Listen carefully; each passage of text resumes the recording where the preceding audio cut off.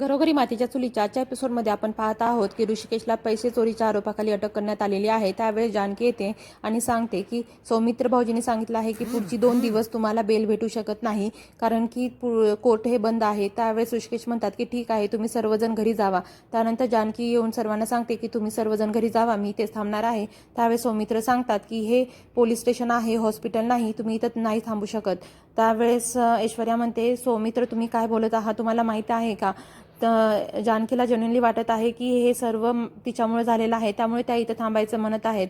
त्यावेळेस सौमित्र म्हणतात की तू तर मला बोलूच नको। त्यावेळेस जानकी म्हणते, ऐश्वर्या बदलली आहे, तुम्हाला किती वेळ सांगायचं, तरी तुम्ही तिला बोलता। त्यानंतर इकडं अवंतिका म्हणते की तुम्ही सर्वजण शांत राहावा आणि जानकी वहिनीला फोर्स करते की जानकी वहिनी तुम्ही घरी चला आणि आपण घरी गेल्यानंतर चोरी कोण केली आहे हे शोधून काढूया।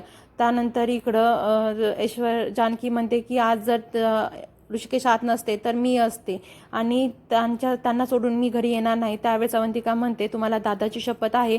आणि त्यावेळेस ऐश्वर्याही म्हणते की हो जानकी, तू इथं नको थांबू, घरी जाऊयात। त्यानंतर सर्वजण घरी निघतात आणि इकडे सारंगला शर्वरीने सांगितलेलं असतं की ऐश्वर्या फक्त आणि फक्त सून म्हणून या घरामध्ये आलेली आहे, ती तुझी बायको म्हणून नाही आणि ती तुझ्यावर प्रेमही करत नाही। पण सारंगला माहीत असतं की घरामध्ये आली आहे त्यामुळे ती माझ्यावरतीही प्रेम करते असं वाटत असतं। त्यानंतर इकडे शर्वरी म्हणते की जे मी काही सारंगला सांगितलेलं आहे, जर त्याला लक्षात आलं तर तो ऐश्वर्याला घराच्या बाहेरच काढेल आणि त्यांच्यामध्ये चांगला मोठा वाद होईल। त्यानंतर तिच्या लक्षात येतं की जर चोरीची पुरावे जर शोधायला सुरू केले तर माझ्याच रूममध्ये पैसे सापडतील आणि मीच चोर ठरली जाईल।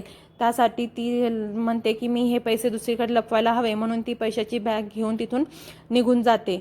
त्यानंतर इकडे जानकीला घेऊन सर्वजण घरी येतात आणि जानकीला म्हणतात की वहिनी तुम्ही अजिबात विचार करू नका, मी तुमच्या सोबत आहोत आणि आपण लवकरच काय ते सत्य शोधून काढूया। आणि त्यानंतर इकडे जानकी म्हणते की मी स्वयंपाकाचं बघते। त्यावेळेस ऐश्वर्या आणि अवंतिका म्हणते की जानकी तू आराम कर, आम्ही स्वयंपाकाचं बघतो। त्यानंतर इकडं जानकी रूममध्ये जाते आणि फोटो घेऊन रडत बसलेली असते आणि तिला आठवतं की नानांनी विल हे तिच्या नावावर बनवलं आणि सांगितलं की बाजार समितीचं अध्यक्षपद हे तूच कर, त्यामुळे ती पदावर बसली। पण काय झालं, आज तिच्यामुळे ऋषिकेशला अटक झाली असं वाटत असतं आणि तिला वाटतं की हे पैसे कोण चोरले असेल, कारण की तिजोरीच्या चाव्या तर माझ्याकडे होत्या आणि तिजोरी ही फोडलेली पण नाही आहे, तर हे मी आता कसं शोधून काढू असा विचार जानकी इकडे करत बसलेली असते।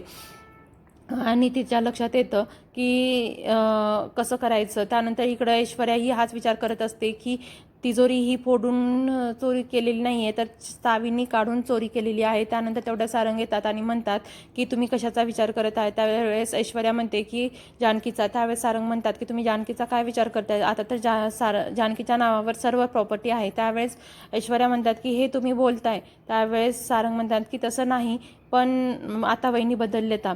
त्यानंतर ऐश्वर्याच्या लक्षात येतं की घरातील व्यक्तीने चोरी केलेली आहे। त्यानंतर ती सारंगला मी आलेच म्हणून सांगून ते तिथून निघून जाते, पण सारंगला वाटतं की ती काही न बोलता तिथून निघून गेली। त्यानंतर इकडं अवंतिका आणि सौमित्र यांच्यामध्ये वाद सुरू असतो की तू पोलीस स्टेशनला का आलीस? त्यावेळेस अवंतिका म्हणते, मला जेव्हा दादाला अटक झाली हे कळालं त्यावेळेस मी थांबवलेच नाही आणि मी आले आणि मी बाळाची काळजी घेते। प्रत्येक वेळेस मी मलाच प्रायोरिटीवर ठेवू नाही शकत। त्यावेळेस हा सर्व आवाज ऐश्वर्याला जातो आणि ऐश्वर्या येते आणि म्हणते की माझ्या मैत्रिणीसारख्या जावयाला कोण भांडत आहे तर त्याच्याशी मी बोलणारच, आणि तुला काय वाटतं ही फक्त तुझी रिस्पॉन्सिबिलिटी आहे? जेवढं तू काळजी घेतोस त्याच्यापेक्षा कितीतरी पटीने अवंतिकाही आपल्या बाळाची काळजी घेते आणि आम्हीही सतत तिच्या आजूबाजूलाच असतो। त्यानंतर इकडं अवंतिका म्हणते की तुम्ही प्लीज भांडू नका, मला खूप त्रास होत आहे। त्यावेळेस ऐश्वर्या म्हणते की ठीक आहे, मी तुझ्याशी बोलायला आले होते। त्यावेळेस अवंतिका म्हणते तू खाली चल, मी येते। त्यानंतर इकडं अवंतिका म्हणते प्लीज मला त्रास देऊ नका, आणि तिघी खाली येतात आणि ऐश्वर्या सांगते की तुम्हाला वाटत नाही आहे का की ही चोरी घरातील व्यक्तीनेच केलेली आहे, कारण की त्या रात्री मी उठले होते आणि मेन दार हे उघडं होतं, त्यावेळेस मी त्या दाराला कडी लावले।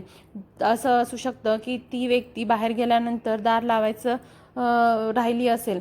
त्यानंतर इकडं जानकी म्हणते की मला आठवतं की मी दार बंद करूनच झोपले होते. त्यानंतर इकडं म्हणते की तसं असेल तर तुला आठवतं का त्या दिवशी आईंनाही किती बरं वाटत नव्हतं पण शर्वरी एकदाही खाली आल्या नाही आहेत. त्यानंतर जानकी म्हणते तुम्हाला मी सांगितलं ना त्या दिवशी मी त्यांना डोकेदुखीची गोळी दिले होते त्यामुळे त्या झोपल्या असतील आणि झोप लागली असेल. त्यावेळेस ऐश्वर्या म्हणते की असं येऊ शकतं की ती अचानक तुझी आणि तिची भेट झाली असेल आणि ती बहाणा बनवून निघून गेली असेल की तिचं डोकं दुखत होतं. त्यानंतर हा सर्व जरी खरं असेल, अवंतिका म्हणते हे सर्व जरी खरं असेल तर आपण कसं प्रूव्ह करणार. त्यावेळेस ऐश्वर्या म्हणते की जानकी तू इथून शर्वरीला बाहेर घेऊन जा, आम्ही रूमची पाहणी करतो. त्यावेळेस अवंतिका म्हणते जर ती एवढा मोठा विचार करत असेल तर तिने पैसे